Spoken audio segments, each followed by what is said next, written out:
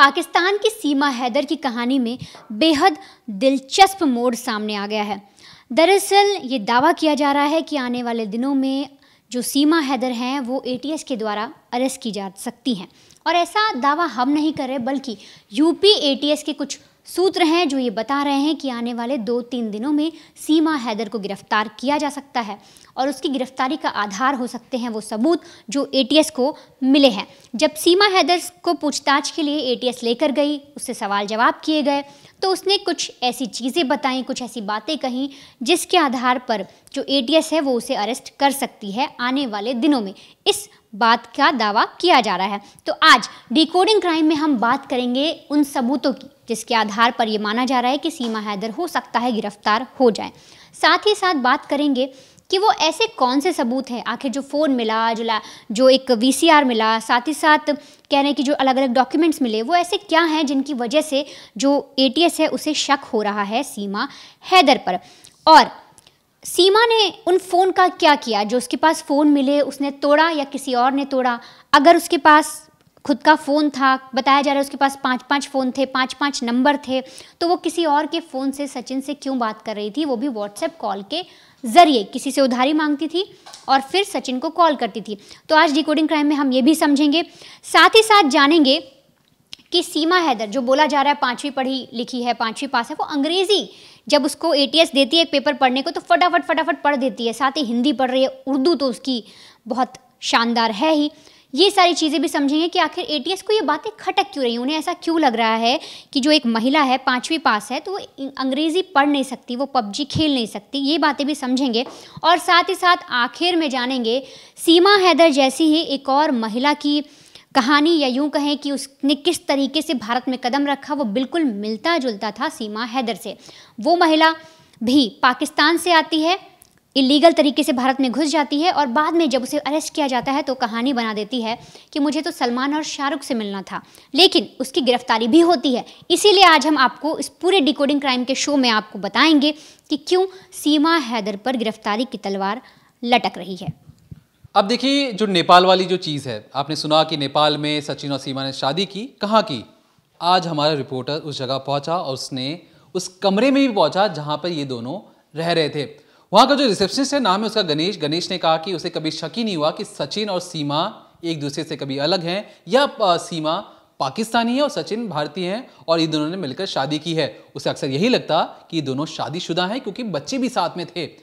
अब जिस कमरे में रुके थे उस कमरा नंबर है 204 और उस होटल का नाम है न्यू विनायक होटल है उसका कहना है कि देखिए, जो नेपाल का काठमांडू वाला जो इलाका है जहाँ पे होटल है, उस इलाके में बहुत ज़्यादा होटल हैं।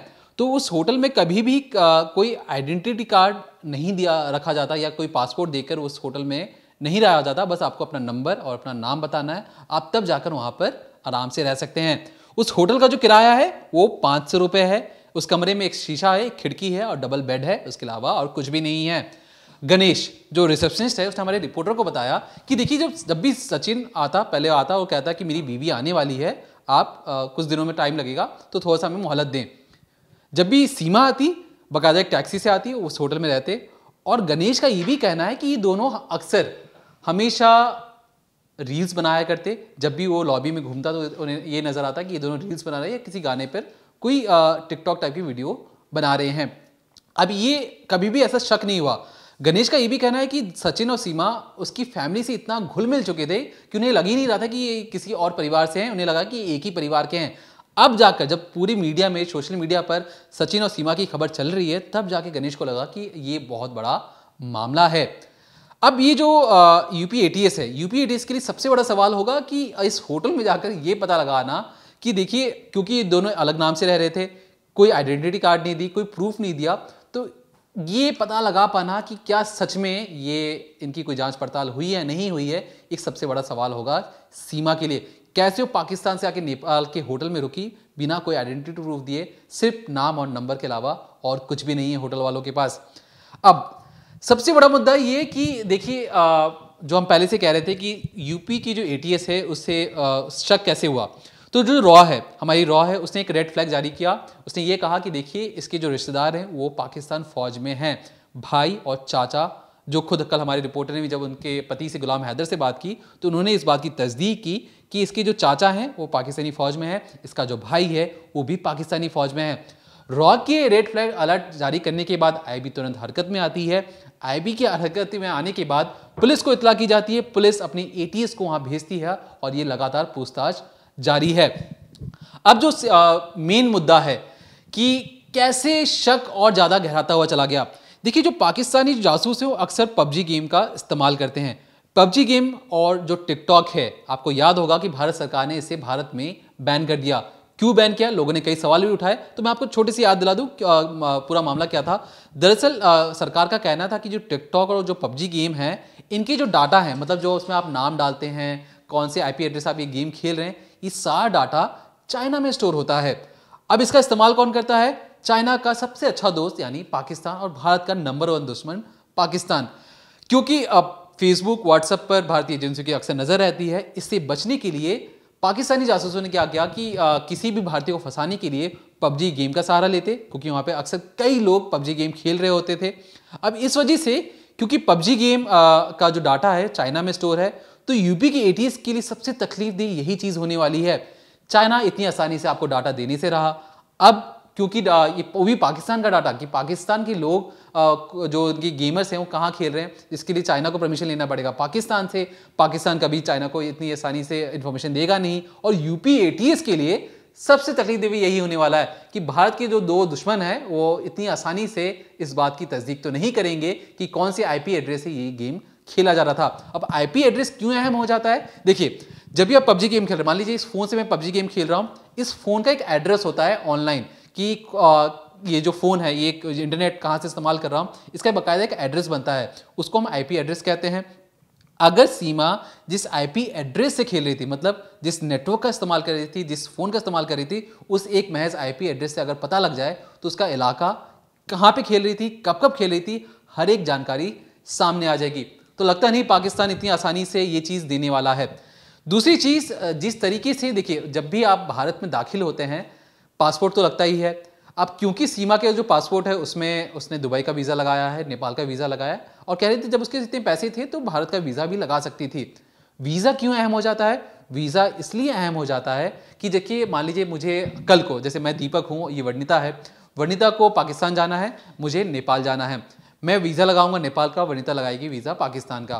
तो जो पाकिस्तान में जो बैठे अधिकारी हैं वो वर्णिता के पूरा बायोडाटा खंगालेंगे, उसके सोशल मीडिया से लेके, उसके बैंक अकाउंट से लेके, फिर यहाँ तक ये भी होता है कि कई बार आपको हाई कमीशन, ये जो एम्बेसी होती है, वहाँ बुलाया भी जाता है इंटरव्यू के लिए। मैं जैसे हूँ तो अगर मान लीजिए मुझे नेपाल जा रहे हैं, तो नेपाल और जो भारत के रिश्ते बहुत अच्छे हैं, तो अक्सर वीज़ा आसानी से मिल भी जाता है। लेकिन याद रखिए, नेपाल में आपको जाने के लिए कोई वीज़ा की जरूरत नहीं होती है, बस एक आइडेंटिटी प्रूफ होनी चाहिए। लेकिन अगर मैं भी पाकिस्तान जाना चाहूँ, इतना आसान नहीं होगा। अगर मुझे चाइना जाना हो तो वहाँ के ऑफिशियल मेरी पूरे बायोडाटा खंगालेंगे। तो क्या सीमा ने जानबूझकर भारत का वीज़ा नहीं लगाया क्योंकि भारत के ऑफिशियल्स उसका बायोडाटा खंगाल सकते थे? उसके लिए नेपाल और दुबई बहुत ज़्यादा आसान था। अब जो ऐसे लोग होते हैं जो उसे कहते हैं अवैध प्रवासी लोग, जो बिना वीज़ा के भारत में दाखिल हो जाते हैं, भारत की सीमा में दाखिल हो जाते हैं। फिर वो लोग जो मान लीजिए जिसका वीज़ा एक्सपायर हो चुका हो और फिर भी वो भारत में रह रहा हो या किसी भी देश में रह रहा हो, उसे अवैध प्रवासी कहते हैं।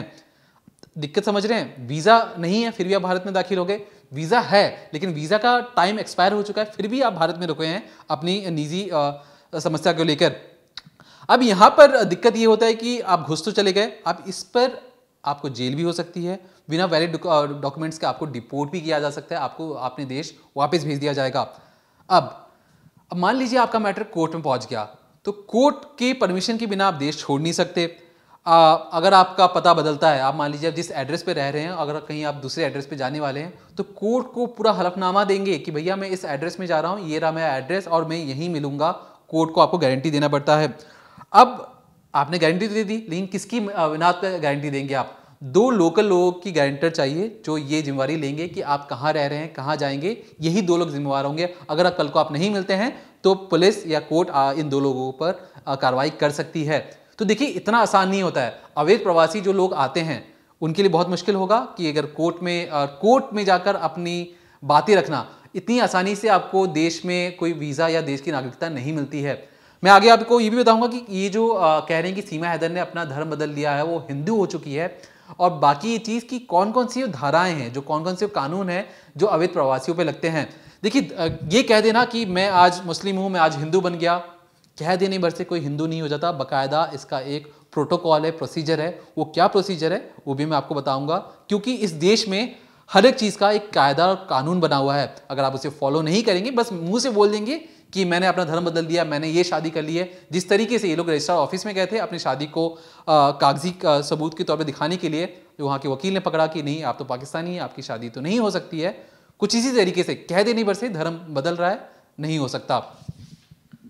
तो जिस तरीके से दीपक ने बहुत सारी चीज़ें बताई कि क्या क्या ऐसी चीज़ें हैं जो शक डाल रही हैं, जैसे कि पबजी, लेकिन इसमें एक सबसे अहम बात अगर मैं सिर्फ सीमा हैदर को लेकर ही कहूँ तो जो ATS है उसको सबसे पहला शक यहीं पर चला गया कि जो उसका फ़ोन है, उसके पास 5 फ़ोन हैं, 4 उसने बताए, लेकिन 5वां फ़ोन टूटा क्यों है, साथ ही डेटा क्यों डिलीट हुआ, वो ही उसी फ़ोन का जो उसने पाकिस्तान से लिया था। तो ATS इन सवालों में अभी घूमी हुई है, वो और तहकीकात करने की कोशिश कर रही है, और जब जांच पड़ताल शुरू होती है तब इसमें रॉ का इन्वॉल्वमेंट होता है। रॉ जब ये कहानी देखती है सीमा हैदर की कि इस तरीके से कोई महिला भारत में घुस कर आ गई है, और वो सिर्फ एक कह रही है कि वो किसी से प्यार करती है, इसलिए इतनी दूर चलकर, इतने पैंतरे लगाकर, बच्चों को लेकर, पूरा ड्रेसअप वगैरह अपना ऐसा करके कि वो लगे कि इंडियन ही कोई महिला है, इस तरीके से वो भारत में घुस आई, तो रॉ को ये बात बिल्कुल भी नागवार गुजरी। रॉ ने उस महिला के खिलाफ जब जांच पड़ताल की तो उन्होंने ये कंफर्म किया कि जो उसके भाई और चाचा हैं सीमा के, वो पाकिस्तान आर्मी में हैं, उसके चाचा सूबेदार हैं और भाई पाकिस्तान आर्मी में जवान हैं। इसके बाद रॉ ने रेड फ्लैग जारी किया, फिर ये IB के पास गया तो IB ने भी रॉ के आधार पर इसके खिलाफ रेड फ्लैग जारी कर दिया है। लेकिन यहाँ पर जो ATS है उसका शक एक और बात पर है कि जैसे ही जो नेपाल है वहाँ पर एक तरीके से एक सेंटर चलता है जहाँ पर जो पाकिस्तानी महिलाएं हैं या जो स्पाई होती है उनको उस तरह की भाषा सिखाई जाती है कि आपको भारत कैसे जाना है, और सबसे ज़्यादा नेपाल के ज़रिए जो जासूस हैं, जो स्पाई है, या इस तरीके की जो औरतें हैं, या किसी को अगर भारत के खिलाफ कोई गलत तरीके से काम करना है, कोई चीज़ वैसी मान लो कोई एक्टिविटी करवानी है, तो नेपाल के ज़रिए उन्हें भेजा जाता है इलीगल तरीके से, और पूरा नेक्सस चलता है। जैसे पाकिस्तान अपने आतंकियों को वहीं पर पालता है, ट्रेनिंग भी दे रहा है, फिर उन्हें इंडिया के खिलाफ कुछ एक्शन करने को बोलता है, सेम उसी तरीके से नेपाल बॉर्डर के ज़रिए सबसे ज़्यादा जो जासूस हैं, सबसे ज़्यादा इलीगल लोग पाकिस्तान के यहाँ आते हैं। तो जब ATS इस पूरी चीज़ की जांच कर रही है तो उनको ये तो पता ही है कि किस तरीके से नेपाल में ट्रेन किया जाता है। तो सीमा की जो भाषा है, जो उसकी लैंग्वेज है, जिस तरीके से वो बात कर रही है, हर एक चीज़ जो उससे पूछी जाती है वो टपाक से उसका जवाब दे देती है, तो ये सारी चीज़ें उससे मेल खाती हैं। इतना ही नहीं, एक चीज़ और पता लगी कि जो सीमा है वो जब अपने बच्चों को लेकर आई तो उसने ऐसा ड्रेसअप किया जब वो नेपाल के ज़रिए आई कि कोई बोल ही ना सके कि ये कोई पाकिस्तानी महिला है, या ये हिंदू नहीं है, या ये इंडियन नहीं है। तो वो अपने बच्चे को लेकर इस तरीके से आई। साथ ही साथ एक चीज़ और है, जो सचिन और जो सीमा है वो इन दोनों की तरफ इशारा कर रहा है कि वो दोनों झूठ बोल रहे हैं, क्योंकि वो पुलिस को उन्होंने बताया, फिर ATS को बताया, हर किसी को वो ये बता रहे हैं कि सीमा अपने पाकिस्तान से काठमांडू आई थी, अपने वीज़ा, अपना पासपोर्ट सब कुछ लेकर, और मैं भी इंडिया से गया था। लेकिन सचिन इंडिया से गया ये ठीक है, लेकिन पाकिस्तान से सीमा नेपाल गई, फिर नेपाल से भारत आई। तो अगर हम नेपाल और भारत मैत्री का एक समझौता है उसकी बात करें तो जब भी कोई तीसरे देश का शख्स, यानी कि इंडिया और नेपाल के अलावा अगर कोई तीसरे देश का कोई इंसान है, कोई आदमी है, कोई व्यक्ति है, और अगर वो इस तरीके से भारत में घुसता है नेपाल के ज़रिए, तो नेपाल की जो स्थानीय पुलिस है उनको भारत की स्थानीय पुलिस जो उनके बॉर्डर से लगती है उन्हें इन्फॉर्म करना होता है कि इस तरह का एक शख्स या जो भी है, जितने लोग आ रहे हैं वो यहाँ पर आ रहे हैं, या ऐसा कोई चीज़ है, इस चीज़ की भी जानकारी नहीं दी गई। तो ये भी ATS को शक है कि वो पूरे तरीके से जो नेक्सस चल रहा है उनके द्वारा डिपोर्ट की गई भारत, उनके द्वारा भेजी गई है एक, और इसीलिए ATS ये मानकर चल रही है कि उसमें कहीं ना कहीं जासूसी वाला एंगल हो सकता है। तो इस तरीके से सीमा पर जो शक है वो बढ़ता जा रहा है, साथ ही साथ सचिन उसका साथ दे रहा है। तो ये बातें और थोड़ी सी घुमाऊ लग रही हैं कि ठीक है, अगर सचिन और सीमा प्यार करते हैं, दोनों एक दूसरे से प्यार करते हैं, अगर वो जासूस नहीं निकलती, लेकिन जो ATS सवाल पूछ रही है वो जवाब बहुत अलग हैं, और ATS का शक बढ़ता जा रहा है। और ATS का अगर हम बोलें कि वो अरेस्ट करने वाली बातें क्यों सामने आ रही हैं, तो इसके लिए आपको एक और स्टोरी जाननी होगी। दरअसल चंदा खान, साल 2015 में एक महिला थी चंदा खान, पाकिस्तान की थी, वो अटारी बॉर्डर्स पर जो समझौता एक्सप्रेस है उसके ज़रिए अटारी बॉर्डर से भारत में घुस आती है। वहाँ पर चेकिंग वगैरह होती है, जो रेलवे स्टेशन है पूरी चेकिंग होती है, सब कुछ होता है, लेकिन सबको धोखा देके, सबकी आंखों में धूल झोंक के, उनके नाक के नीचे जो भी सिक्योरिटी वहाँ पर थी वो समझौता एक्सप्रेस में चढ़ जाती है, भारत में आ जाती है, यहाँ से फिर जालंधर पहुँचती है, वहाँ पर उसे पकड़ लिया जाता है। अब जब सिक्योरिटी वहाँ उसे पकड़ती है, उसका बैग वगैरह देखते हैं तो उसके पास कुछ मिलता नहीं, पैसे होते हैं, उसके कपड़े होते हैं और एक पासपोर्ट होता है। फिर जांच पड़ताल चलती है, उससे पूछा जाता है तो वो बताती है कि मुझे दरगाह देखना था और मैं शाहरुख और सलमान की बहुत बड़ी फ़ैन हूँ, तो बस मैं उनसे मिलना चाहती हूँ। अब उस पूरी महिला का जो है उसमें नाम चंदा खान लिखा था, लेकिन जब वो असली नाम बताती है तो बताती है कि मेरा नाम फौजिया है। अब जब ये सारी चीज़ें सिक्योरिटी गार्ड और जो पुलिस वाले थे, जांच अधिकारी को पता लगती है तो उसके खिलाफ फुल एक्शन बैठता है, कार्रवाई की जाती है, उससे और जांच पड़ताल की जाती है और उस औरत को 2 साल की सज़ा भी सुनाई जाती है। वो 2 साल सज़ा काटती है। उसके बाद साल 2018 में जब वो वापस जेल से छूटती है तो उसे फिर से समझौता एक्सप्रेस के ज़रिए ही पाकिस्तान में डिपोर्ट कर दिया जाता है। तो अगर इस पर हम गौर डालें, उसके खिलाफ, चंदा खान के खिलाफ एक्शन हुआ, उसके खिलाफ कार्रवाई हुई, पूछताछ हुई, तो ये भी एक कह सकते हैं नज़ीर है। और एक ये भी है कि पुलिस ने उसको किस तरीके से इन्वेस्टिगेट किया, उससे चीज़ें निकलवाई, क्या क्या है, और उसको अरेस्ट भी किया गया। तो यहाँ पर सीमा हैदर को लेके जो यूपी एटीएस के सूत्र हैं वो ये चीज़ कह रहे हैं कि सीमा आने वाले दिनों में गिरफ्तार हो सकती है, क्योंकि जो उसके जवाब हैं वो सेटिस्फाई नहीं कर रहे एटीएस को। देखिए, जो सीमा है, सीमा ने कल जब एटीएस से पूछताछ हो रही थी, उसने एक एफिडेविट दिया। उसने ये कहा कि जो उसकी परिवार वाले, मतलब उसकी जो खुद की फैमिली है वो लालची हैं, मतलब उसके जो माता पिता हैं बहुत ज़्यादा लालची हैं। लालच के लिए वो किसी और से शादी करवाना चाहते थे, लेकिन वो गुलाम हैदर से प्यार करती थी, इसलिए उसने गुलाम हैदर से शादी की। ये वो लड़की जो अपनी माँ बाप की नहीं हुई, जो अपने मुल्क की नहीं हुई, जो अपने पति की नहीं हुई, वो उस पर जाहिर सी बात है हर कोई शक करेगा। अब जो तीसरी बात जो मैं आपको, जो सबसे अहम बात है जो मुझे बहुत ज़्यादा खटक रही है, ये मेरा पर्सनल मानना भी है। देखिए, हम जो सीमा है उसके लिए कई लोग तर्क वितर्क कर रहे हैं कि देखिए वो बहुत अच्छी फैमिली से है, उसको प्यार का मामला है, लेकिन जिस वक्त मैं आपसे ये बात कर रहा हूँ उस वक्त एक भारतीय कैदी को उम्र कैद की सज़ा मुकर्रर कर दी जा चुकी है।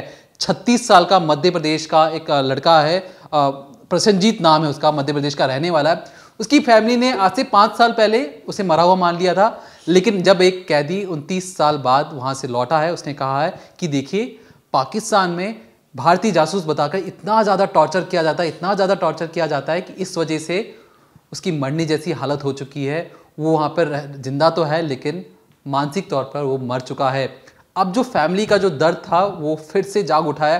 फैमिली सवाल पूछ रही है कि सीमा हैदर को हम इतना पुचकार रहे हैं, पूरी मीडिया दिखा रही है, लेकिन एक भारतीय, एक 29 साल बाद जो उस कैदी जेल से, जब पाकिस्तान की जेल से जब दोबारा भारत आता है, तब वो कहता है कि प्रसेनजीत नाम का एक पाकिस्तानी, वो कहना है कि जासूस है, उसे पकड़ रखा है, उसे रोज टॉर्चर करते हैं, उसकी मरने जैसी हालत हो रखी है। आप समझ रहे हैं, एक मुल्क सीमा हैदर नाम की आती है, हंसती है, गाती है, रील बनाती है, कहती है मुझे प्यार है।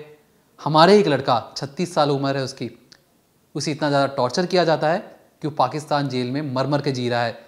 एक 29 साल बाद, आप समझे 3 दशक बाद एक कैदी पाकिस्तान की जेल से बाहर आता है, कहता है कि पाकिस्तान बिल्कुल रहने लायक नहीं है, वहाँ के लोग हमें बहुत ज़्यादा मारते हैं, टॉर्चर करते हैं, कहते हैं कि तुम जासूस हो, तुमने पाकिस्तान की जासूसी की है। एक मुल्क इतना प्यार कर रहा है और दूसरा ही मुल्क सज़ा पर सज़ा दिए जा रहा है। ये जो चीज़ हुई, जो पाकिस्तान की करंट सिचुएशन, जब मैं आपसे बात कर रहा हूँ तब कब की बात है। अब जो जिस तरीके से सीमा हैदर ने कहा कि मैं ठकुराइन हो चुकी हूँ, मैं तो ठाकुर हो चुकी हूँ। अब मैंने आपसे पहले भी कहा था कि कह देने भर से कोई हिंदू नहीं हो जाता, या कह देने भर से कोई मुस्लिम नहीं हो जाता। हमारे देश में क्या कानून है, अगर सीमा हैदर को अपने आप को हिंदू बताना है तो उसे क्या क्या चीज़ें करनी पड़ेंगी, क्या क्या प्रोटोकॉल्स हैं। तो प्रोटोकॉल्स ये कहता है कि जैसे मान लीजिए आपको मुस्लिम से हिंदू धर्म में अपनाने के लिए सीमा को किसी आर्य समाज मंदिर में जाना होगा। फिर इस प्रोसेस के बाद आर्य समाज मंदिर से उसे एक धर्म परिवर्तन का एक सर्टिफिकेट जारी होगा, प्रमाण पत्र मिलेगा। फिर इस सर्टिफिकेट को सरकारी गजटेड में सूचना के आवेदन पत्र के साथ जोड़ना होगा। मतलब एक गजटेड ऑफिसर वो होता है, एक अच्छे रैंक का ऑफिसर होगा, वो ये कहेगा ठीक है आप इस मंदिर में जाके अपना अपना धर्म बदला है तो आपका आज से धर्म बदला जाता है, ठप्पा लगा के साइन कर देगा। फिर इस आवेदन को पूरी प्रोसेस को कंप्लीट होने में 15 से 20 दिन लगते हैं और एप्लीकेशन जमा होने के बाद पब्लिश होने में 45 से 60 दिन, तो लगभग 70 से 80 दिन या कहें 3 महीने का समय लगता है अगर आप ये कहते हैं कि आपने धर्म परिवर्तन किया है। पहले मंदिर में जाके प्रमाण पत्र लेंगे, प्रमाण पत्र के बाद गस्टेड नोडल ऑफिसर से आप साइन करवाएंगे, फिर उसके एप्लीकेशन आवेदन देंगे। आवेदन के 20 दिन बाद आपका एप्लीकेशन मिल जाता है। फिर एप्लीकेशन का प्रोसेस को कंप्लीट होने में अगले 45 से 60 दिन, तो लगभग 3 महीने में आपका धर्म बदल जाएगा। उसके बाद डॉक्यूमेंट क्या क्या जरूरी होते हैं धर्म परिवर्तन के लिए? PAN card, driving licence, passport, Aadhaar card या वोटर आईडी, पते का सबूत। इसमें आप आधार कार्ड भी दे सकते हैं, राशन कार्ड भी दे सकते हैं, बिजली या पासपोर्ट का भी इस्तेमाल कर सकते हैं। अब क्योंकि आप धर्म बदलेंगे तो आपको अपना नाम बदलना पड़ेगा, तो पुराने और नए धर्म, पुराने नाम, वर्तमान का जो करंट आपका एड्रेस है, कॉन्टैक्ट नंबर और धर्म परिवर्तन की वजह और डिटेल के साथ एक एप्लीकेशन आपको लिखना पड़ेगा कि देखिए मैं अपना धर्म बदलना चाहती हूँ, मेरा पहले नाम ये था, अब मेरा नाम ये है। तो पुराना जो डॉक्यूमेंट है आपको सारे डॉक्यूमेंट के साथ जेरॉक्स लगा के आपको देना पड़ेगा और रजिस्ट्रार के ऑफिस में, क्योंकि अपना धर्म बदल लिया, अपना नाम बदल लिया है, हर जगह फिर वो एप्लीकेबल होगा। तो मैं पहले भी जो कह रहा था कि सिर्फ कह देना कि मैं बदल रहा हूँ, नहीं, आपको हर चीज़ इस देश में कायदा कानून है, उसको फॉलो कीजिए, तब जाकर आपके जो भी चीज़ें होंगी अच्छी होंगी। मैं आपसे कल भी कह रहा था कि अगर आपके घर में कोई भी शख्स, अनजाना शख्स आ जाएगा, आप उससे पूछताछ करेंगे। हमारी एजेंसियां भी वही कह रही हैं। हमारी एजेंसी को कई लोग कह रहे हैं कि देखिए ये जो इस तरीके से काम है सीमा हैदर को साथ गलत हो रहा है, सीमा हैदर के साथ ऐसा नहीं होना चाहिए। बिल्कुल नहीं। अगर कोई देश में आएगा, इलीगल तौर पे आएगा, कोई डॉक्यूमेंट नहीं है, उसकी जांच पड़ताल होगी। आप खुद सोचिए, सीमा हैदर यहाँ पे वीडियोज़ आप देख रहे हैं, रील्स देख रहे हैं, डांस की वीडियोज़ देख रहे हैं, बगल का ही देश है पाकिस्तान, वहीं से एक लड़की आई है, उस देश में जासूस के नाम पे कितना ज़्यादा उसे टॉर्चर किया जा रहा है, उसकी मरने जैसी हालत हो चुकी है। कह रहे कि जब तक उसकी मौत नहीं हो जाती है तब तक वो पाकिस्तानी जेल में रहेगा। प्रसन्नजीत नाम है, आज ही की खबर है, ये बहुत बड़ी न्यूज़ है, ये आपको नहीं बताई जा रही होगी, लेकिन ये चीज़ हर जगह आज हमने क्राइम तक पे भी डाली ये खबर, आप उसे देखिए, पढ़िए और समझिए भी कि किस तरीके से जो प्रसन्नजीत का जो मामला है ये भी उठना चाहिए। जब सीमा हैदर का मामला उठ रहा है तो प्रसन्नजीत का मामला, जो उसके परिवार वालों का कहना है कि हमने नेता से लेकर हर जगह दरख्वास्त की है कि हमारे पति को ढूंढा जाए, पाकिस्तान से निकाला जाए, लेकिन पाकिस्तान सुन ही नहीं रहा। तो अगर सिर्फ जासूस के आधार पर अगर सब चीज़ें होती हैं तो एजेंसी को चाहिए कि जांच पड़ताल करें, इसकी तह तक जाएं और समझें क्या ये प्यार का मामला है या कोई इसके पीछे दुर्व्यवहार है या कोई कुविचार है जो बाहर नहीं आ पा रही है। एजेंसी को खोद के वो चीज़ें निकालनी पड़ेंगी कि कैसे और क्यों सीमा हैदर यहाँ पे आई है। और मोहब्बत के लिए है तो अच्छी बात है, खुले मन से स्वागत है, लेकिन इसके पीछे अगर कोई और मंशा है तो उसका जवाब भी भारतीय एजेंसियाँ तलाश रही हैं। ज़्यादा जानकारी के लिए देखते रहिए क्राइम तक।